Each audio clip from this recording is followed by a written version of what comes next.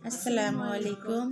পবিত্র শবে বরাত, আসুন না সবাই আমরা একসঙ্গে শবে বরাতের নামাজ আদায় করি। আজ শবে বরাতে আমরা সবাই মিলে কমপক্ষে 12 রাকাত নামাজ আদায় করার চেষ্টা করি। নফল ইবাদত যে যত করবে আল্লাহ তার আমলনামায় তত সব লিখতে থাকবে। তো আমরা কমপক্ষে 12 রাকাত নামাজ আদায় করি।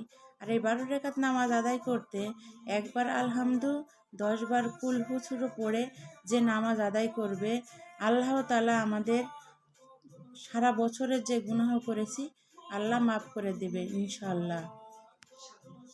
তো চলুন আমরা সবাই নামাজ আদায় করি, আল্লাহর পথে চলি। আমার কথায় যদি ভুল ত্রুটি থাকে অবশ্যই ক্ষমা সুন্দর দৃষ্টিতে দেখবেন। আল্লাহ হাফেজ।